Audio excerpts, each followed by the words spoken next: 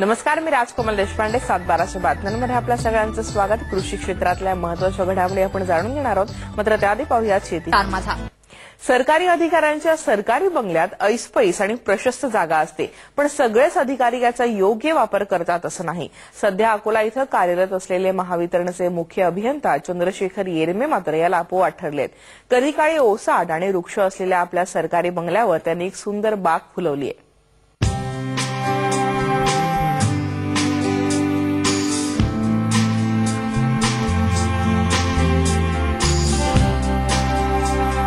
चंद्रशेखर येरमे महावितरणाचे अकोल्याचे मुख्य अभियंता.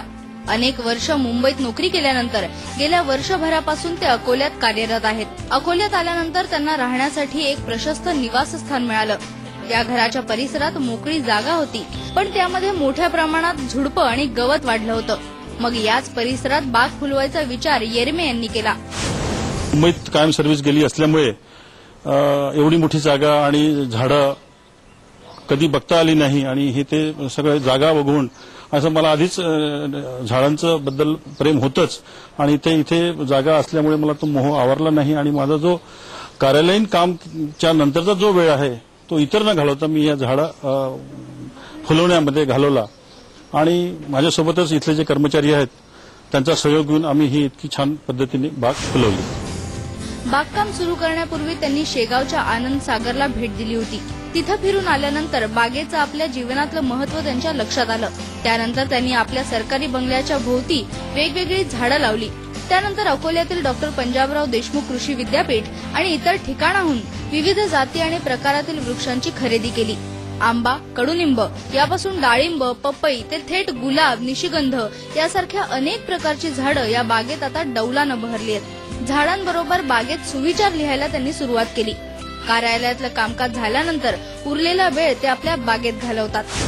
पर्यावरण आणि विचार शेगावला गेल्यानंतर तो मी जो आनंदसागर परिसर बघितला, तिथल्या म्हणी बघितल्या, आणि पर्यावरण आणि विचार एक कुठेतरी आपल्या परिसर जिथे आपण राहतो, काम करताना मन प्रफुल्लित राहावं अशा पद्धतीने आम्ही हे रुजवलेलं आहे. आनंदसागरमधल्या काही मला म्हणी ज्या आवडल्या, ज्या मनाला स्पर्श करून गेल्या, आणि माझ्याकडे काही जुनं कलेक्शन होतं, असं दोघांचं एक कॉम्बिनेशन करून ह्या म्हणी सुद्धा इथे मी लिहिल्या, जेणेकरून ते वाचल्यानंतर कुठेतरी मनाला एक असा वेगळा विचार मिळावा, प्रेरणा मिळावी व जाताना बरं वाटावं बाग बघून गेल्यानंतर. ही बाग फुलवण्यासाठी येरमे यांना आजवर 15,000 रुपयांचा खर्च आलाय. हा सगळा खर्च त्यांनी स्वतः केलाय. त्यांच्या बागेत एक कारंजही तयार करण्यात आलाय.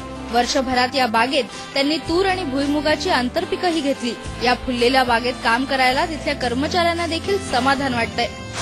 मला पहिले असं वाटत होतं की फारच काम आहे. आता असं वाटतं घरून आल्यावर एकदम असं वाटतं की इथं काम करता करता आम्हाला इथंच राहावं असं वाटतं, की निघावं नाही वाटत आहे गार्डनमध्ये.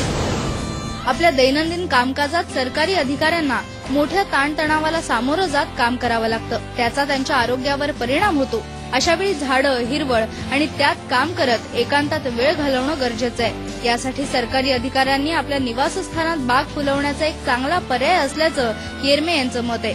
अकोल्याहून उमेश अलोनेसह ब्युरो रिपोर्ट, स्टार माझा.